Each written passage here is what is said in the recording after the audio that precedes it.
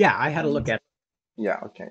So maybe if you'd like to tell us more about yourself, about what kind of a background you come from, what you do. Okay, are we officially started? Yeah, we can start. Okay, that's fine. As far as my personal history, I grew up in Palo Alto, California, which is the college town, used to be just the college town for Stanford University. But in large part because of that, it kind of became ground zero for Silicon Valley.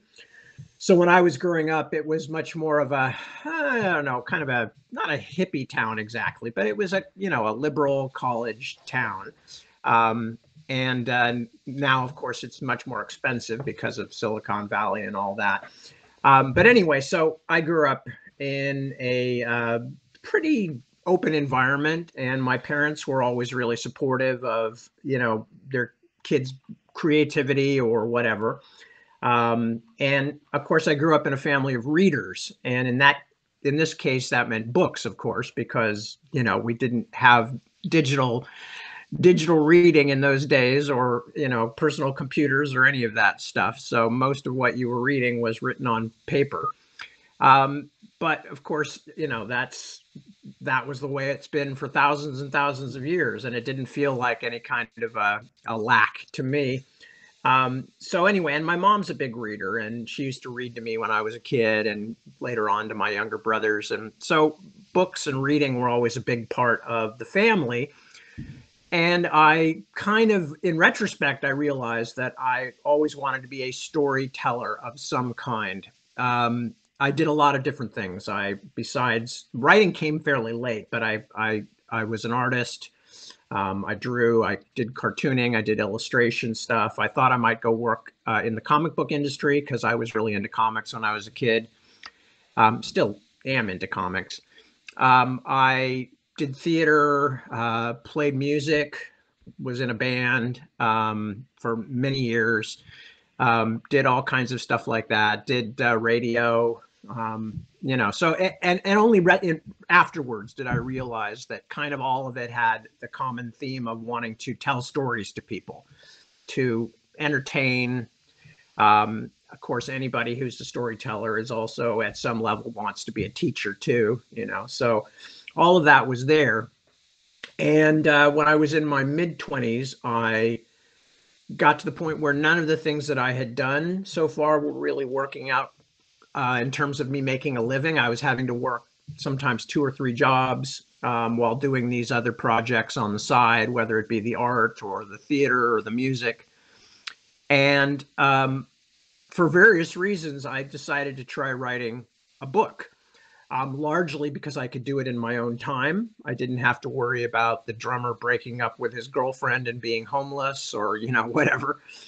So I wrote first I wrote a terrible screenplay, which nothing ever happened with, which is just as well. And then I wrote my first book, and I was fortunate enough to get it published, and it's same American publishers I still have.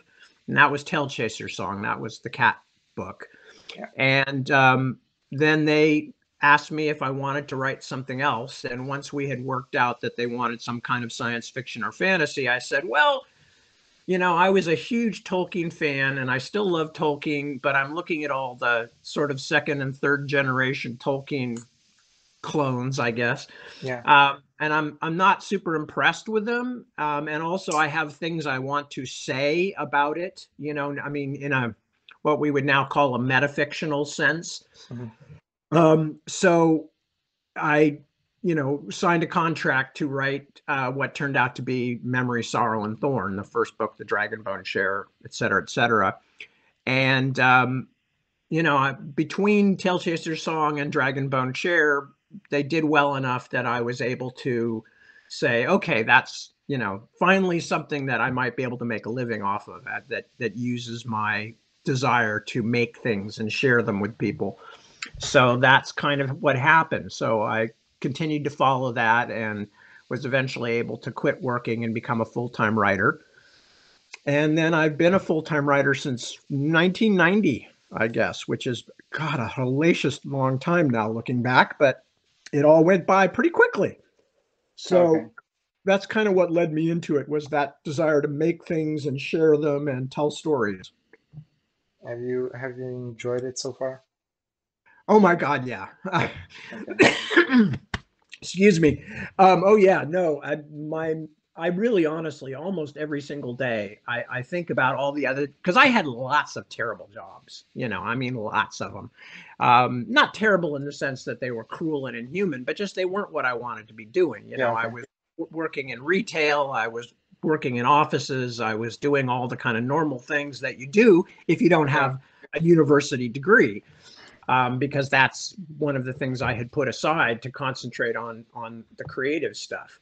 But no, almost every day I think I am so lucky to be doing something that I love, that I do it out of my home, which is in a very beautiful part of California. And, I make my own hours. I stay up late because that's my nature, and I sleep in, and I dress the way I want to. I don't clean my office unless Okay. I want to. No, it's actually worse than usual at the moment because we're moving a lot of stuff around in the house. But so no, almost every single day, I thank the universe for putting me in the position where I can do something that I love and make a living off of it. Okay. That sounds great. And so from the moment I guess you started writing maybe the Tailchaser song, you say that that was the first novel you wrote and actually got published right away. Yeah. Okay, and from that moment, like what changed in the way you maybe approach storytelling? Well, actually, that's a good question because I'm still learning and I'm still changing, after all these years. The main thing that changed is that when you're first, I can only speak for me, but Okay. when I was first starting as a writer, I was basically operating on the kind of, everything that I'd ever read had sort of been poured into me like a sausage maker, Yeah. So in a sense, I was kind of picking and choosing among the things that I liked, as most, whether they're visual artists or, almost anybody is. You take your influences and you kind Yeah. of spit them back out again. So in my earliest stage, that's really all I was doing. And then as I kept working, I began to develop a more critical eye on my own work, and began to say, that's just derivative. That's not your voice. You haven't found your voice in this part yet. Okay. Okay. So I think that's the main thing, is that as time has gone by, I have developed my own voice very consciously. I think that I have become more critical of my own writing. Again, when you start something and it goes fairly easy, there's this kind of feeling of like, wow, this is simple. How come everybody doesn't do this? And then the more you know, the less the more you know about the subject you're working on, the more you realize that you don't know. And fortunately for me, I've always read very widely outside of science fiction and fantasy. I haven't just read those kinds of books, but I've read all kinds of things and always have done that. So you begin to compare yourself not just to other science fiction writers or other fantasy writers, but to, the great writers of the past and the great writers of the present, regardless of genre. And so that's been the main change, I think, is that I've, more and more I am able to look at my own work with some kind of objectivity and make choices about, how I want to develop my own voice and my own abilities. Okay, so when you say that you kind of consciously developed your own voice, is that like you taking a look at maybe other writers or other books that inspire you and telling yourself, I want to be more like that? Or I want to be like, how did you choose which values you want to like develop in your writing? Well, I think to a large extent I had most. I mean, I had picked those things up through the first 25 years of my life and all the reading I did in those years. And I had developed a lot of the influences already. So really what it's been since then is kind of almost the opposite. I've been sort of stripping out the obvious influences. Okay. I've been saying, you know, that's not exactly, that doesn't feel exactly comfortable. That doesn't feel exactly like me. So if I go back and read some of my early books, I can see those influences much more strongly. Okay. Whereas as time has gone on, I have smoothed them down. I have absorbed them into my own voice to the point where I might notice an influence now, but nobody else would. Whereas I don't think you can go back and read the Dragonbone Chair, especially the first 100, 200 pages, and not see some of the influences I had at the time, like Mervyn Peake and T.H. White, who were both very powerful writers for me. Okay. Can you name any other like influences and what inspired you in those books? Not just in fantasy, but maybe like in general.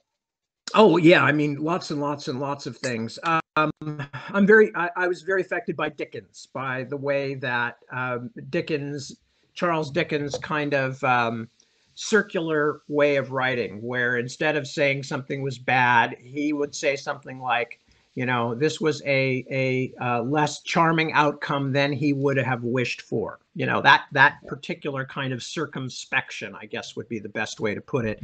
Um, Jane Austen, who was one of the great novelists of all time and was a master of observing what lurked behind conversations.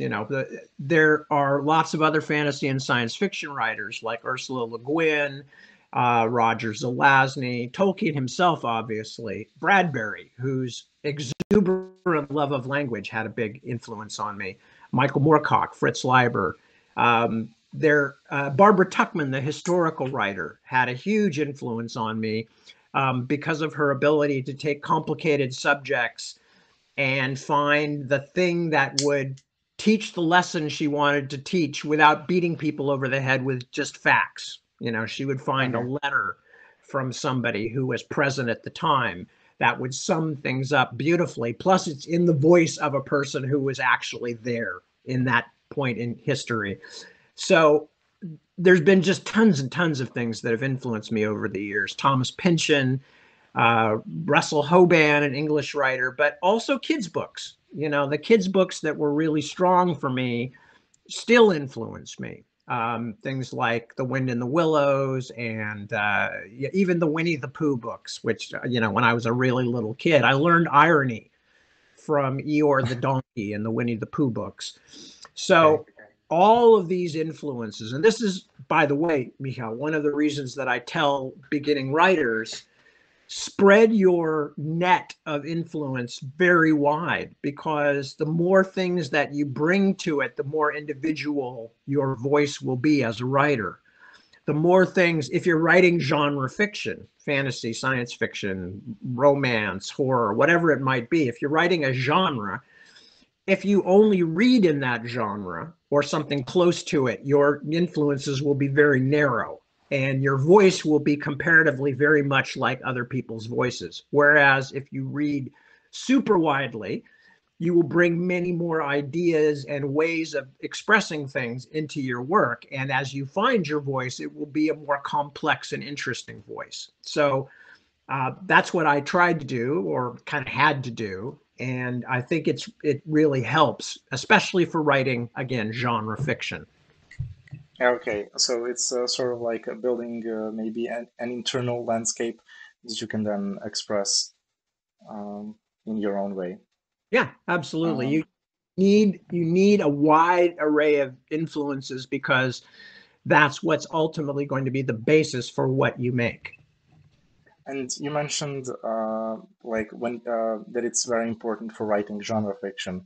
I saw one of your interviews where you had a really interesting definition of genre fiction, where genre is a bargain Yeah. that you have with the reader. Can you maybe elaborate more on that and like what would you say fantasy genre specifically, like what kind of a bargain that is? What's the bargain? Yeah. Um, Okay, well, my feeling is that as you kind of quoted me from an interview, the genre fiction is just that. It is a deal that you make with the reader. So the reader comes in saying, I like this genre of fiction. I like certain things about it, and I want to read that kind of book. So if you are writing a book that is being sold or marketed to that reader, then you essentially are saying, I will give you the basic stuff that constitutes that genre. So if you're writing, let's say, murder mysteries, okay, as a genre, the reader has an expectation that if they're reading murder fiction or murder mysteries, that A, there's going to be a murder, B, that solving that murder is going to be a major part of the book.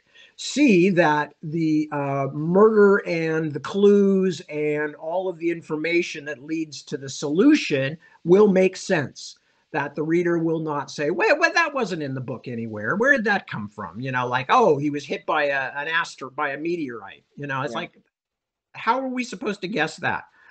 So there's a number of, and you know, and that there will be a solution by the ending, and you know, all these kinds of things. So if you are writing that genre, you're making that agreement with the readers. Now, the good thing about genre writing is if you give the reader all those things, then you have the freedom to do whatever else you want with the genre. So you can make it, you know, an historical mystery, you can make it a psychological mystery, you can emphasize certain elements of it or exaggerate certain elements, or you know, you can make it funny, you can do whatever you want to, as long as you observe that bargain that you've made with the reader. So I think that that's a really interesting thing. For me, it means that writing genre fiction is a bit like something like ballet, where there are very formal rules. You know that you know you have to.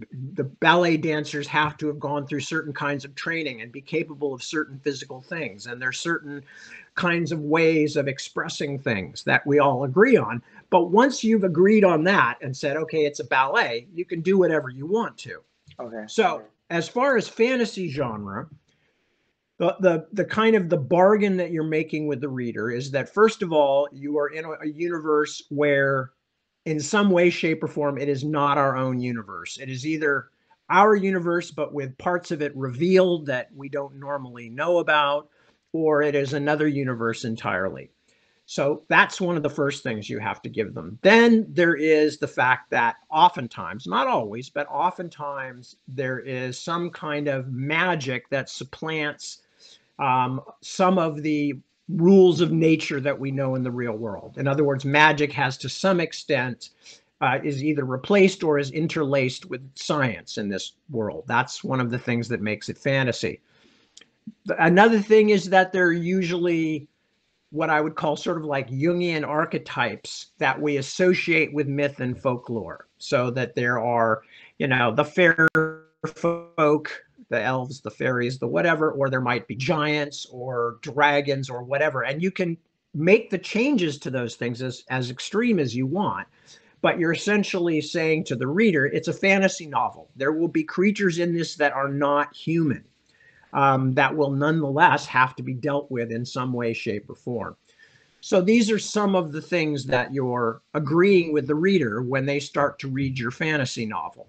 But that leaves a huge amount of room for you to do other things with it and really pretty much make of it what you want, as long as you fulfill that bargain. And if you do that, if you give the reader what they expect, but you give them some new and exciting stuff that they hadn't been waiting for or didn't know they wanted, then you know you've done something extra fun or extra special, and you have, you know, brought the reader something new. Okay, so basically, like, this genre has its specific, maybe like building blocks, and then you can fill in the blanks of your own design. Yeah, exactly. Yeah, you're telling the reader, trust me, I'll give you the things that you're looking for, but I may take you in some unexpected directions, and I'm going to do my best to make you glad that I did. Okay. And how do you choose directions in which you want to go? Um, or maybe first, maybe I would like to ask you, like, why do you choose to write fantasy? Well, part of this is economic determinism, of course. Okay. When you get known for writing something, it's a lot that it's basically there's a flow, there's a flow of, well, among other things, money. I mean, that once you get known for writing a certain kind of thing, you are more likely to be able to keep writing that kind of thing than to write something completely different, because, of course, publishing, like all corporate endeavors, is essentially conservative. It wants to keep repeating the same successes over and over again.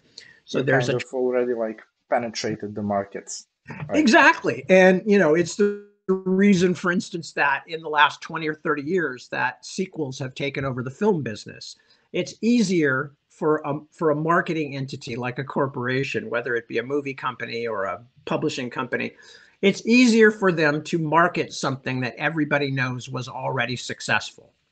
So as a result, I started out writing fantasy because, honestly, I felt like it was a genre that I understood, that I had read a lot of when I was young, starting, obviously in childhood, but that I thought I've got a better chance of knowing whether what I've written is any good or not. I know it Okay. well enough to be able to judge. Whereas if I jumped right in at the deep end and started writing literary fiction, my pool of comparison would be much smaller. So I started writing fantasy. And then at a certain point, although I have written other kinds of things, or things that sort of fall at the very outer edge or even outside of fantasy, there's a kind of a gravity that keeps pulling you back to what you're already known for. The readers want more of the same. The publishers want more of the same. You can do other things, but every time you do, it's like you are pushing against that gravity. You are taking a risk because, the publishers or the marketers or the readers may not like you changing direction and may not punish you, but certainly not make you as successful as you had been, or any number of things. So fortunately for me, I love fantasy and science fiction. So I haven't ever felt limited by fantasy and science fiction. I do sometimes wish I had more time to do more different kinds of things, because my ambitions are still very wide. Um, but, just saying fantasy leaves you, a huge amount of space where you can do anything from, uh, the legends of King Arthur to, the epic fantasy, to magic realism, to urban fantasy, to horror, to, ghost stories. I mean, there's a lot of room to move around. Um, so part of it is because I started out in this field. And then, of course, as I said, publishing or any kind of commercial art business tends to want to keep you in a lane where they know what you're doing and it's easier to sell.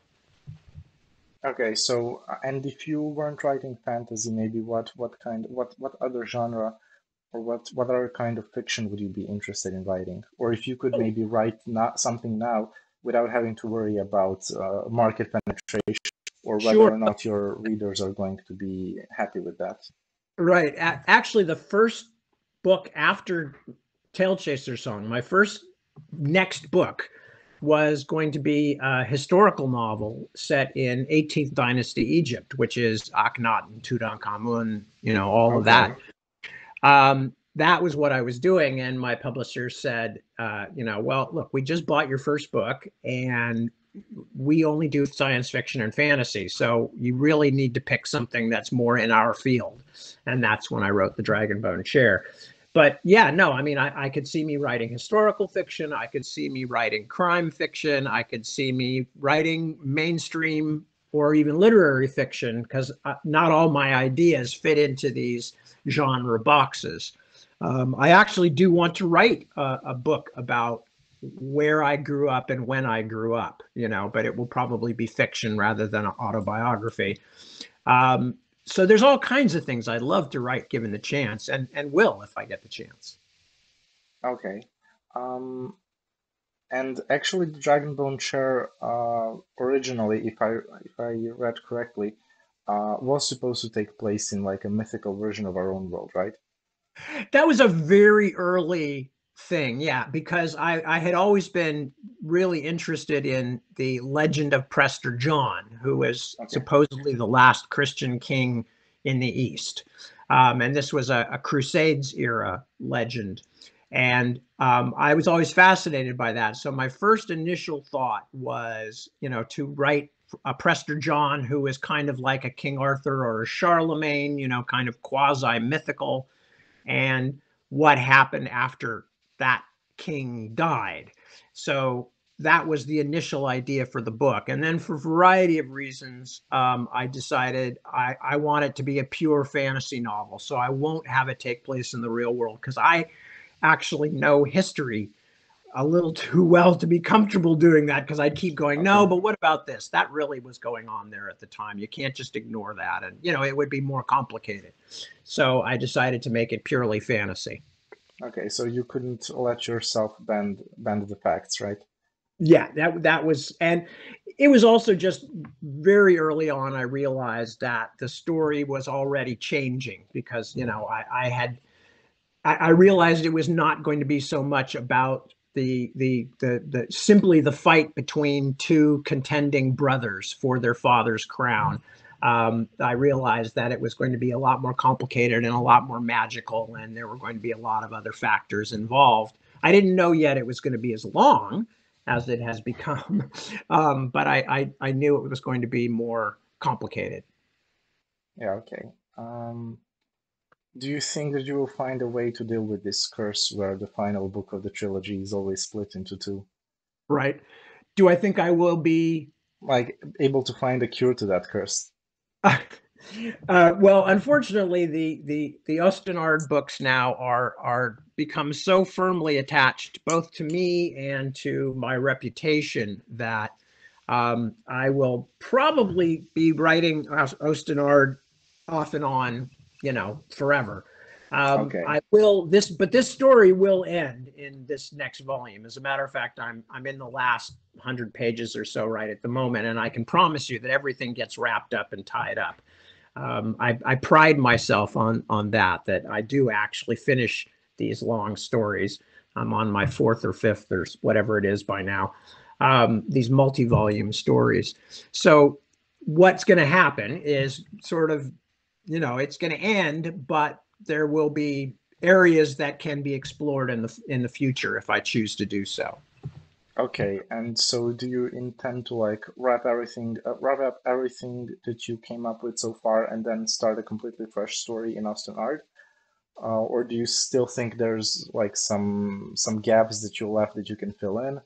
Oh, there's definitely gaps. And I think even in these most recent books, there are going to be things that I can go back to 10 years down the line, not necessarily 10 years down the line for me, but 10, 20 years in the future of the timeline of the Okay. character. Um, so, I think there's every possibility that there are going to be certain things in these books that will be explored later on. Um, and there are certainly things still in the history because the history has continued to develop over the years. There are certainly things in the history that I would like to write about too, and that I already have plans for some of them. Okay, so and that was your second to last novel was like one of them, right? The Brothers of the Wind. Yes, Um, yeah. yeah, okay. What I really liked about that one is it kind of like offered a completely new framework for looking at Austen art. Because up until then or at least I, because I haven't started the last King of Austen art yet, but there was this pretty clear distinction between good and bad, and here we kind of start seeing or even learning more about Luki and like his character and why he is maybe not why he is the way he is, but there is some kind of a magical logic to his character. Well, I basically, that's actually something that I've been trying to do ever since the beginning. Although you're right, the seeming difference between good and bad is much stronger in the first trilogy, mostly because we never get to know the quote antagonists, Yeah, the Norns. But even in those books, even in the first books, there's, I think Simon or somebody says about Inaluki, I think it was Amarasu.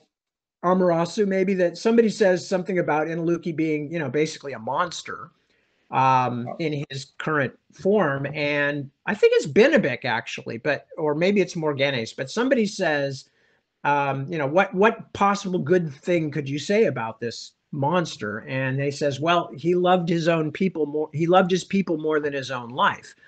So, excuse me, Bless even you. back there, even back there, I was trying to establish the idea that everything looks different when you look at it from the opposite angle. That, as we used to say a lot in the 1980s, one man's terrorist is another man's freedom fighter.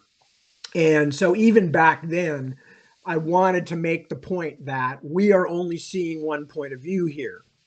And one of the reasons that, as you will find when you get to the new books, we now have Norn characters, Hikadaya Yeah, characters, whose viewpoints we see through, what I call focal point characters. And one of the reasons was because I felt, okay, I did that as more the conventional approach in the first volume. Now I want to completely go with that idea of seeing other people's points of view and focus in on the bad guys, quote unquote, as well as the good guys, to again show that very few times in the world that we live in, or in any fantasy world, would the bad guy, quote unquote, think of themselves as bad. Even the worst people in human history, many of them, if not most of them, felt that they were in the right. No matter how terrifyingly wrong we would think they were, they thought they were doing what was right, or that they were being the hero. So that's still a very strong element in my storytelling, is everybody is the hero of their own story, and we can't understand things unless we try to see it from a viewpoint other than our own. That doesn't mean you have to accept that other viewpoint. It doesn't mean you have to agree with it. As far as I'm concerned, I can't possibly sympathize with, or support, or in any way go along with, say, suicide bombing, killing innocent people, because you feel that you've got a point to make. On the other hand, though, I think we have to learn why people believe this or do these things. You can't simply say, oh, they're crazy or they're monsters. yeah, There's a reason these things happen, and that people are willing to do these things or believe these things. So that's very much all a part of my work, and has become even more so in the new Osten art books. Not agreeing with or even necessarily sympathizing with those characters, but at least is trying to understand what they think. yeah. That's actually the thing that I thought that you were going to mention is that I think it was near the end of the second book, The Stone of Farewell, when Amarasu said that Inaluki was basically misunderstood, that there was a fire in him that nobody understood. Um, Maybe not even her, right? Yeah, But it basically he was like also trying to fight against unbeing for their race. right. Yeah, and do you or would you like to elaborate or tell us more about the unbeing? Because it is a mysterious concept, and I don't think it's ever explained what exactly it is. Well, there's a reason for that, and Yeah, one of the reasons is because when you're writing fantasy fiction, and to an extent science fiction, you are dealing with things that do not exist, but you are trying to make them real enough to make them either something that you hope characters can get a hold of, or that you hope characters can prevent, you know. But you're talking about things that are outside of normal experience. And there's Stephen King the horror writer, wrote a book called Dance Macabre, which is about the writing of horror fiction. And he analyzed several books that he thought were really good examples. But somewhere in that, he talked about what I have come to call the 10-foot insect dictum, dictum just meaning a saying. And what he talked about, what King talked about was, okay, imagine your character is on one side of a closed door. And outside of that closed door, they can hear there's something out there. It's scratching at the door. It wants to come in. And you don't know what it is. And then you finally open the door and, oh my God, it's a 10-foot insect. And yes, that's scary. But as soon as you show that to the audience, the reader, whatever, because this works in film as well, even more so sometimes. As soon as you show that character to the reader, most of them will at some level react in the sense of like, oh yeah, that is scary. However, I was thinking it might be a 100-foot tall insect, or I was thinking it might be a gelatinous ball of slime with a stretched out, squishy human face, or, I mean, so as soon as you show too much of anything, you trim down how much imagination is involved for the reader. And this is a key thing, because in fantasy and science fiction, when you're representing things that nobody has ever actually seen in the real world, the reader's imagination is crucial, because you don't know what scares any individual reader, and they're all different. But if you leave some shadow, some darkness, some mystery in it, the reader's imagination will fill it in and make it more frightening than you could if you were specific. If you said it was this, it was a 10-foot insect. If you leave it more vague, the reader can make something even scarier. Now, the reason I mention all of this is because Unbeing is a bit like that. The idea of Unbeing, in a nutshell, is that it is not simply destruction, which is scary enough when you think about something that's universal destruction, but that it is something that almost is, the insinuation is almost that it makes it as though that had never been, as if it eats memory as well. So even if you escaped from a place like that, you would never really remember it properly again, because now that's not necessarily the case. I'm just saying I wanted it to be something slightly mysterious, so that it feels like more than just saying, oh, a black glob ate the garden, right?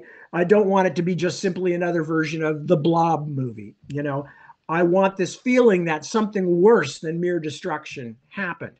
Now, I can't go into too many details because the concept of Unbeing comes up again in the new books.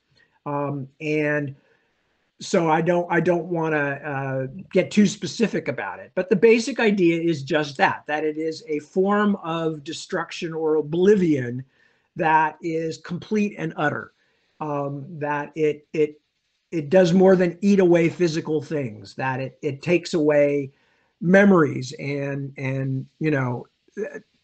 the importance of something almost, in a way. Now, whether that's actually true or not, I can't even say. But that's the feeling I want, is that it's worse than mere destruction. It is literally the unmaking of things so that they are as if they never existed. Okay, so would you say that the Unbeing is the Force, and you do not want to introduce the midichlorians? I definitely do not want to introduce the midichlorians. Yeah, no. Again, just going back to what I just said, the more that you can leave these things unexplained, especially in fantasy. Science fiction is a bit different because we expect a certain amount of pseudoscience to explain things. Fantasy is different. Fantasy, we want dreamlike archetypes. And the more that you explain them, the less dreamlike they become. So if you go back and look at my work anyway, in most cases, when there are things that nobody has seen in the real world, monsters of various kinds or magical effects or whatever, if you go back and read them, they're not really all that specific mostly. And that's the reason, is because I want to engage with the reader's imagination, which is more individual and therefore more functional for that individual reader than anything I can do if I'm too specific. It's funny you mentioned that because for me, actually, reading Memory, Sorrow, and Thorn was quite a cinematic experience, like in my imagination. Because for me, I could imagine every detail, or I think that I could imagine every detail really clearly. Um, and do you think that creating a cinematic experience out of it would take the magic out of it? No, because it's a different medium. I'm a Okay. big believer that, if somebody makes a film or a television show out of something, it doesn't change the thing that already existed. And the best proof for me was the Lord of the Rings. I was worried because I was a big Lord of the Rings fan when I was a kid. I was one of those people who read it, 15 times before I was 20 years old. And when the films came out years later, I was a bit concerned. I even reread the books just before going to the films to try and implant my own version of it even more strongly. But in fact, as much as I enjoyed the films, they haven't supplanted my view of what the books were. And when I go back to the books, I'm not seeing the film in my mind's eye. I'm seeing what I originally saw when I You read them. still see your own version of it, right? Yeah.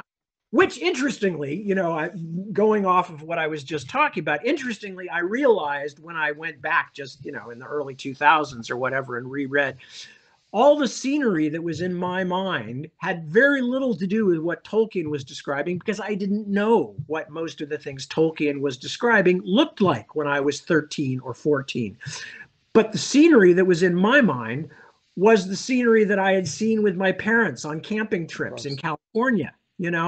And so I go back, and when I went back and looked at it, I thought, okay, in my mind's eye, I see this, but that's not what he's saying. He's actually saying something quite different. I now recognize. So, we make our own pictures. That was a very strong lesson for me. We make our own pictures, and the writer's job is to help the reader make pictures that are effective, but not tell the readers exactly what those pictures should look like. So basically, just imply something and let the reader decide, maybe. Yeah, it's a kind of a tightrope walk because you need to give them enough instruction or explanation that they can make the picture. They have to grasp what it is that you're trying to tell them and what it's supposed to feel like. But at the same time, yeah, you have to leave some room for the reader to add their own imagination to it. Sure, okay. But you know the original reason, like the reason why I actually asked the question is, do you think there will be a movie or a TV show based on Memory, Sorrow, Thorn, or any other series of yours? I think it's very possible, and we're almost perpetually involved with some kind of discussion about the rights to this, that, or the other thing. Why none of them have happened yet? Well, some of them I do know why, and they've just been due to bad luck or weirdness of various kinds. The film business is a strange business, but there are other things that I literally have no idea because I think some of my stuff is much more visual than some of the things that have been picked for being made. But ultimately, I think it will happen. I hope it happens while I'm still around to appreciate it. But all I really care about is that whoever does it is like Peter Jackson was with The Lord of the Rings, really loves and cares about the material. I I knew going in that to the Lord of the Rings movies that not everything in the movies was going to match my mental picture or what I thought was important or how things should look. But as long as it was somebody's honest version of something and that they loved it and that came through, that was all that mattered.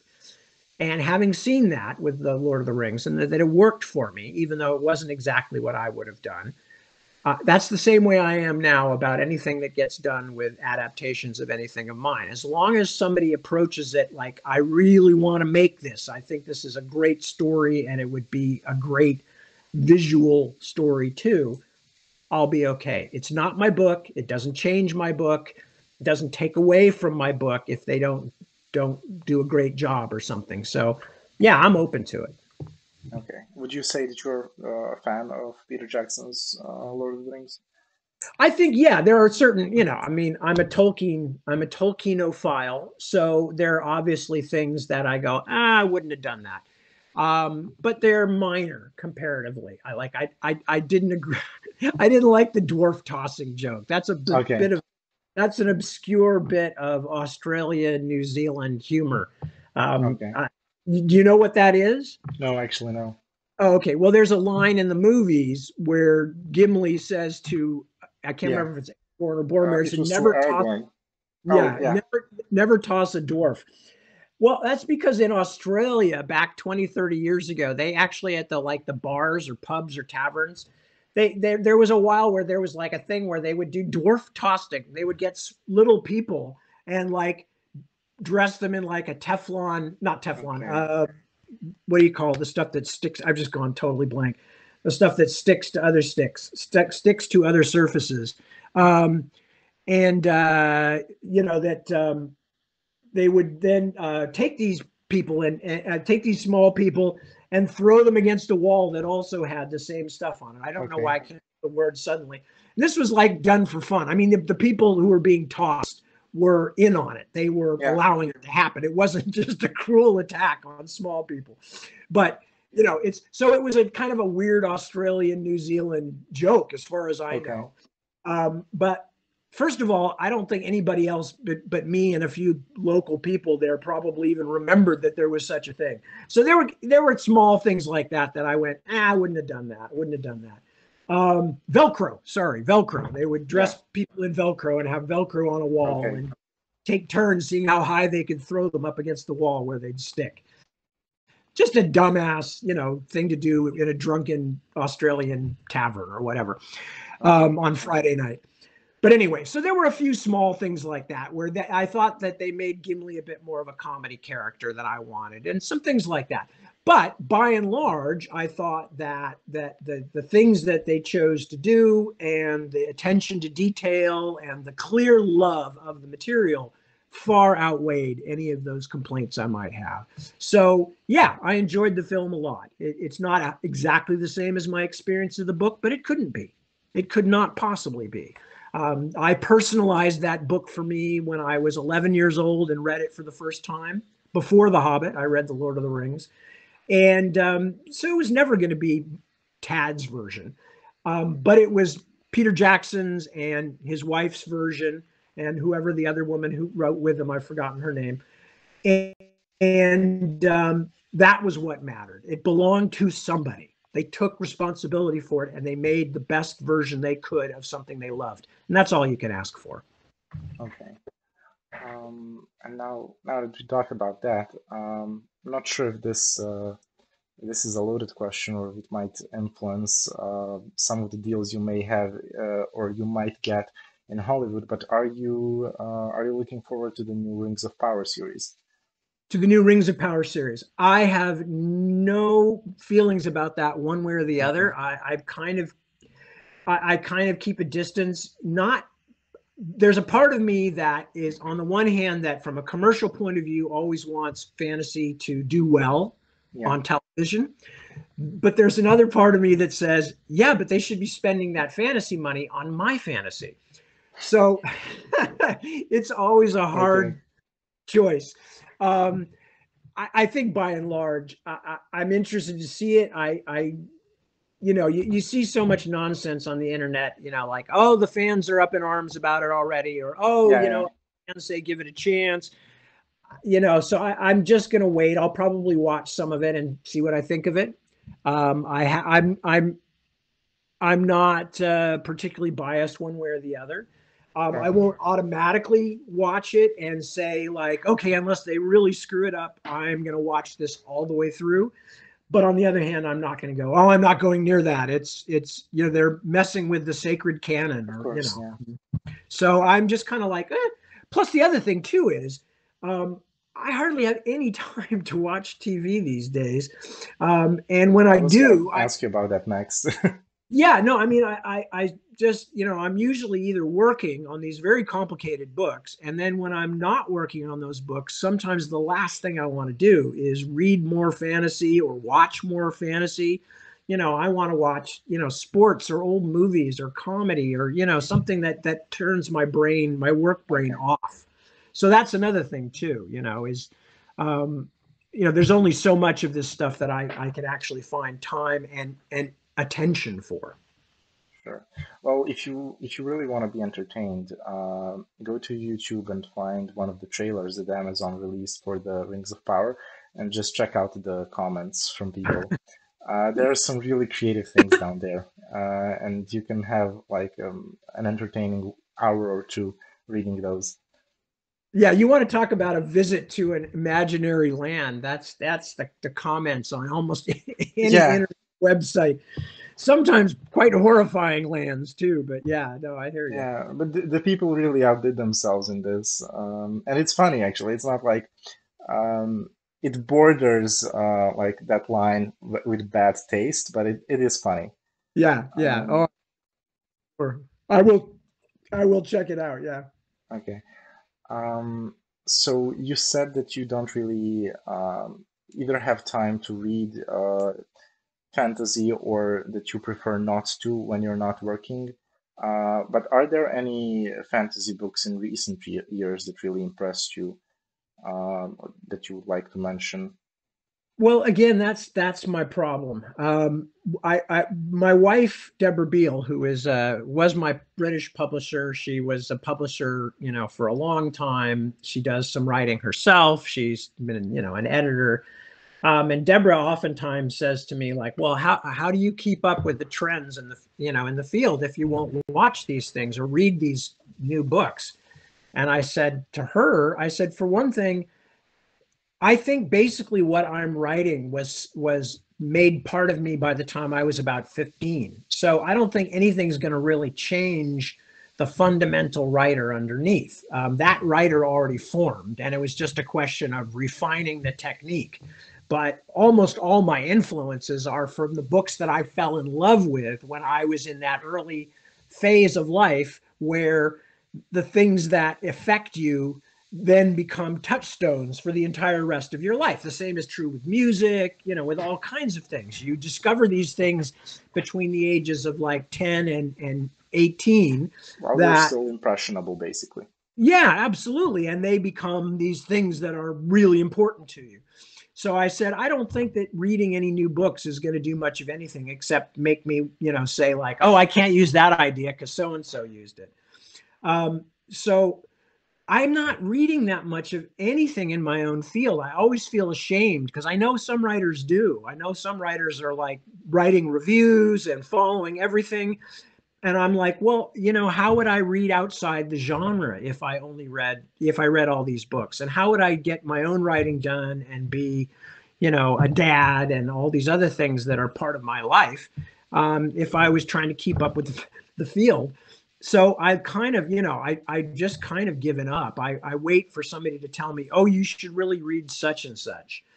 But I'll tell you, like the books that I tend to get excited about are not books in my own field because again, they don't relax me.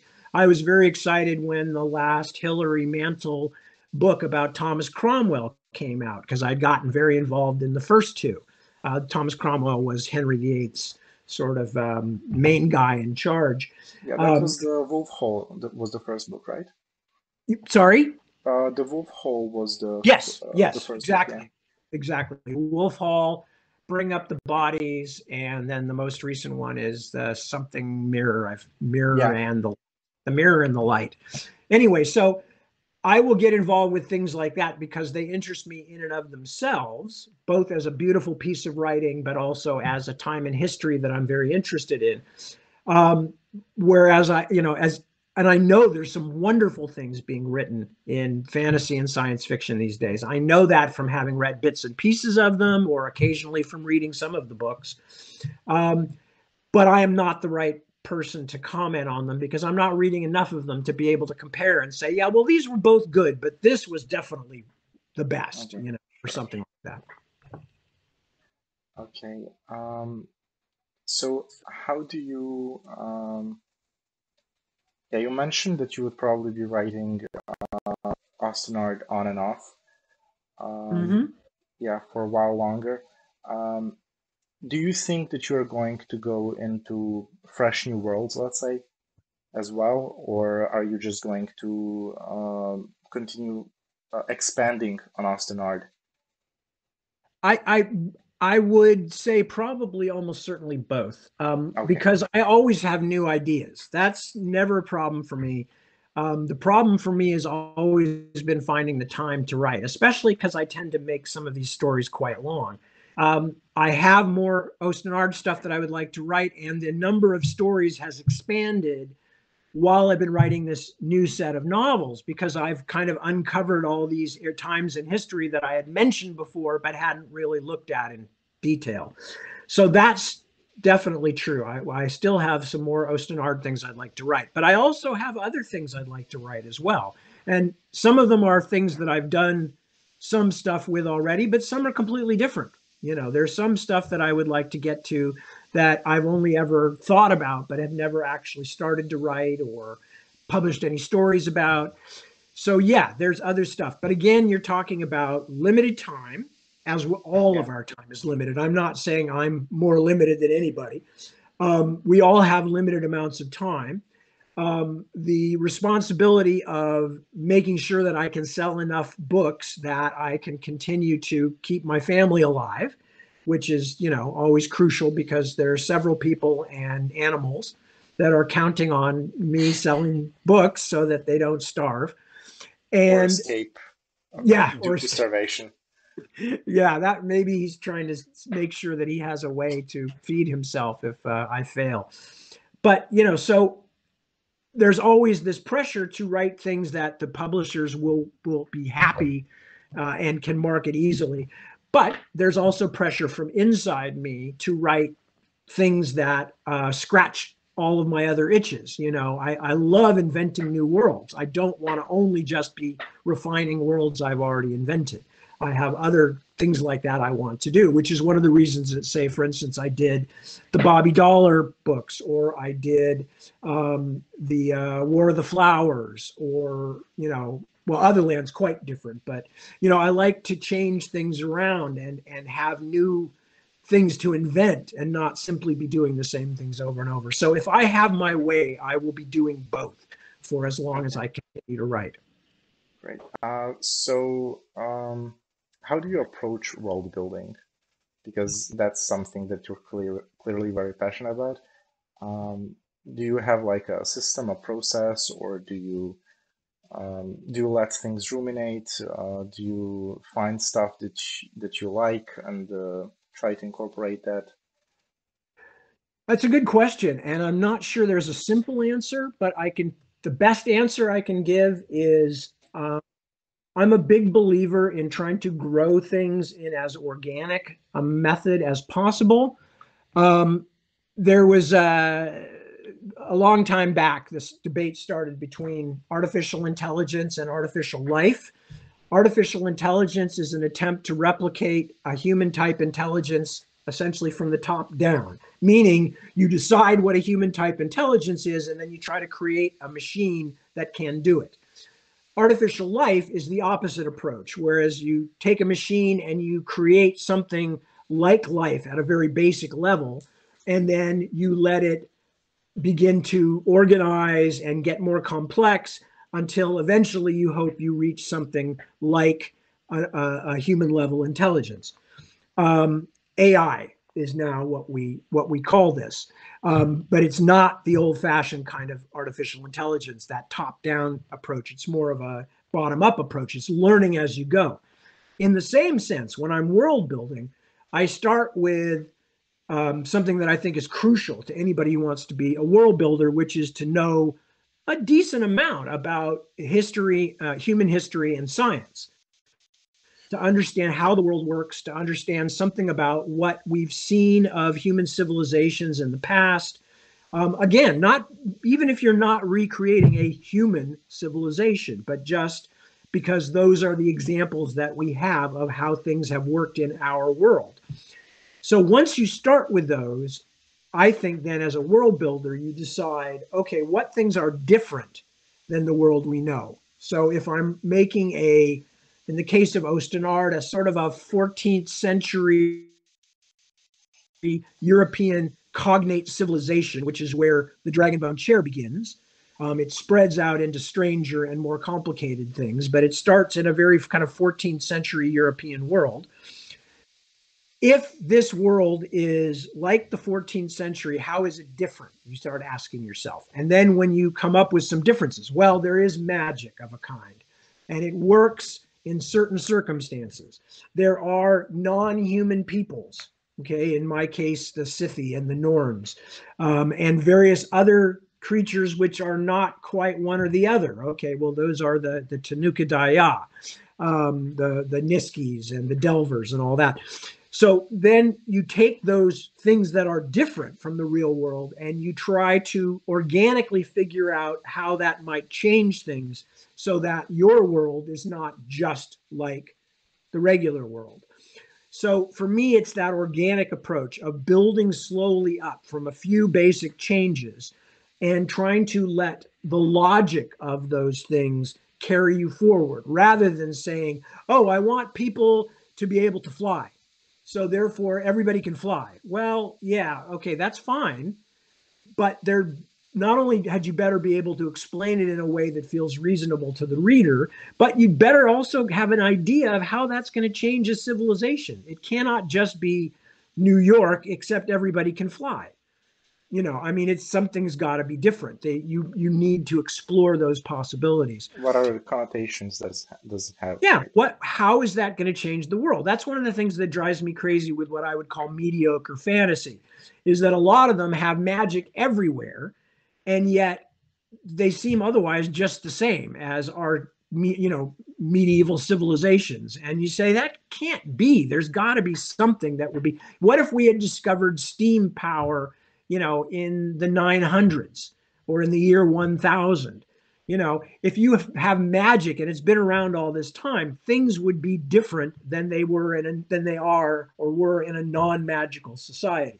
So there is no simple rule, but there is the fact that you need to know something about the real world, and then you need to be able to look at what's different or going to be different about your world and start thinking about how that would change the course of how your world would have grown. Then, you break things down individually, you work bit by bit after that. But you got to think about those big things first and try and answer those big questions. Okay, right. I think that we should probably be ending soon, right? I just had one more question, and that's like, what does Osten art mean? Like the meaning of the words. The meaning of the word. That's a good question, actually. There's a lot of things because I've been reading online. I read every weekend at 1 in the morning my time in California and 7 p.m. my time in California. The 1 a.m. slot is so anybody who is in Europe and wants to tune in, it's like early Sunday. It's Sunday morning, so it's at least a decent time. And so I've been reading various books, including at the moment I'm reading The Dragonbone Chair live on the air, bit by bit. And by the way, it is free, it is public. Anybody who wants to just come by my Facebook page or my Twitter page, and you will see I'll post, and all of the old readings are available on YouTube and on my social media. So, like I said, free. Come join me if you want. But the reason I mention it is because one of the things that I've said for a lot of the people is you're going to hear me pronouncing names of characters, and some of you are going to be saying to yourselves, oh my goodness, I've been saying it wrong all along because Tad says it like this. And one of the things I pointed out is that I came up with a lot of the names before I had the languages. Before the languages had rules.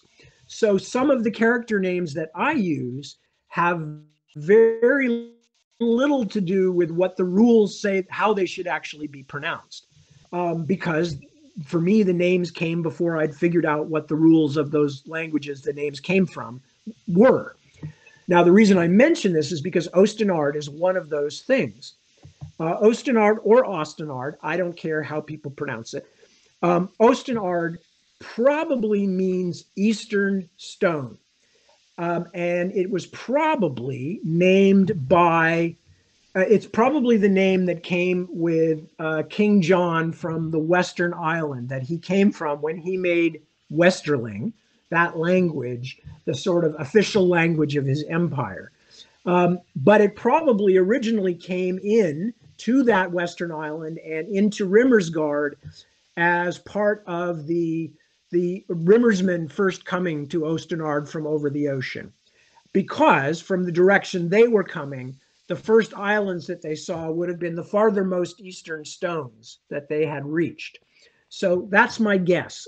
As I said, it's funny because I don't know for certain, but that seems to me to be the most logical. But it's something that I made up before I had rules, before the place had a history.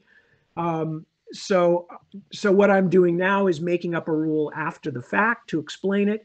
But basically, that's what it means. It means Eastern stone. And I've used the components of that language in other places.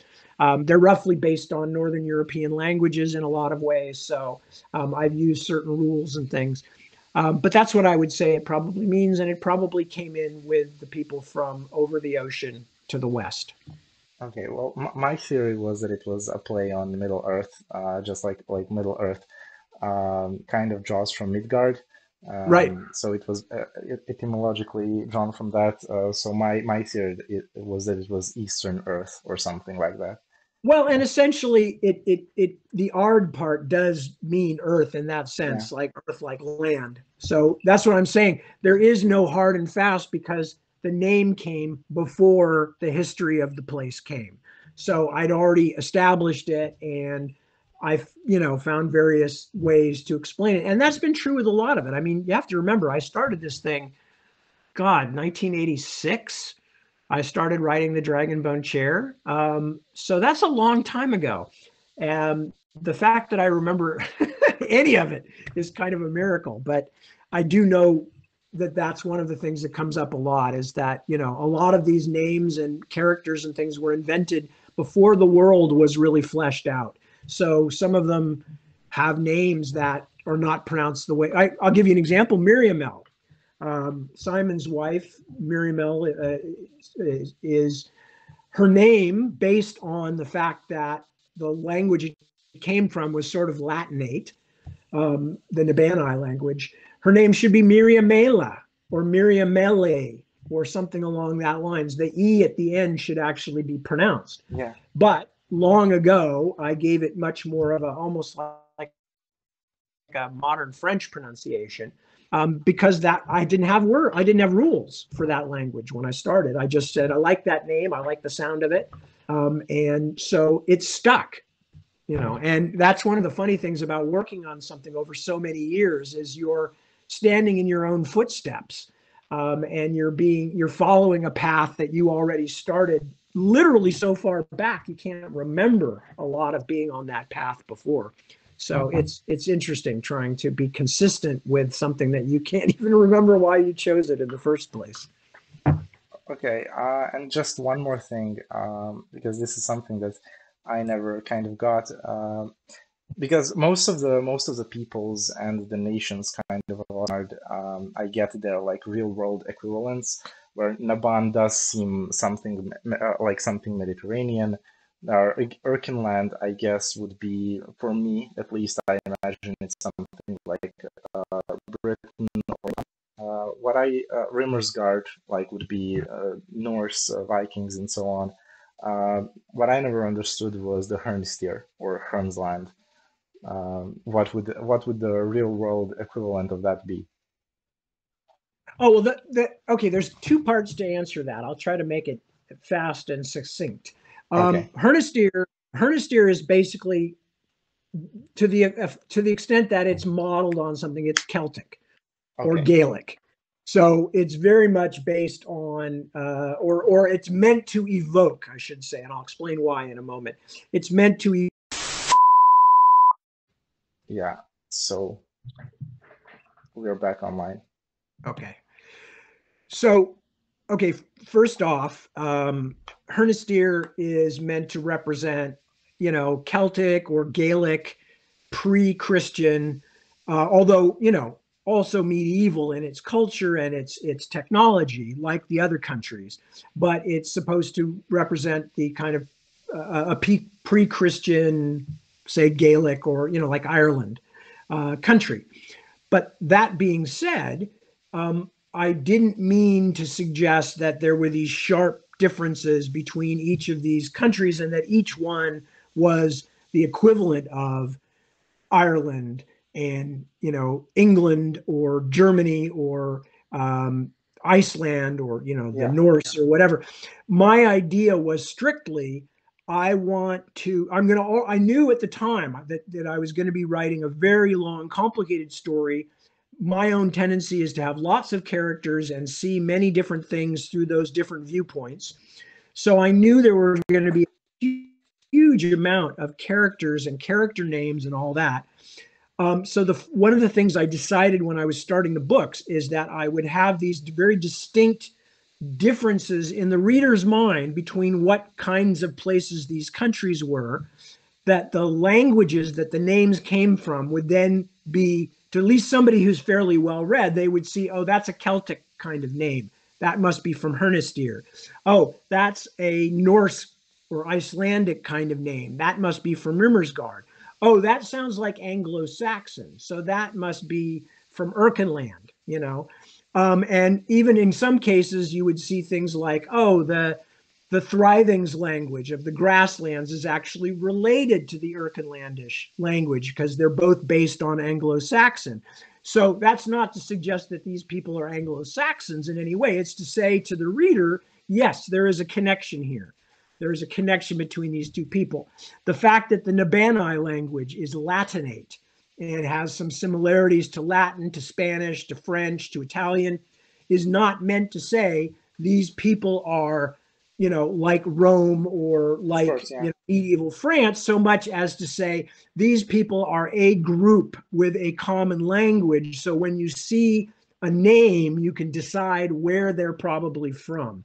So that was really why I made these quite separated national qualities in the languages, was just to make it easier to identify which characters were which, because at the time people weren't doing much of that. And it's the same reason that I've always put synopses at the beginning of these of each volume, is because I know I'm writing really complicated books with wide casts and a huge amount of subplots. So I'd want to make it as easy for the reader as possible. And that was the reason for picking these different countries and kind of modeling them a bit on the real world, was just to give the reader what we would call a mnemonic hook to hang on to as Exactly. they're going through this unfamiliar land. Yeah, well, that was my theory actually, that you were kind of trying to front load all the information about the peoples maybe, and now that you're kind of for the reader, like now that you're kind of familiar with the world, we can get on with the real story.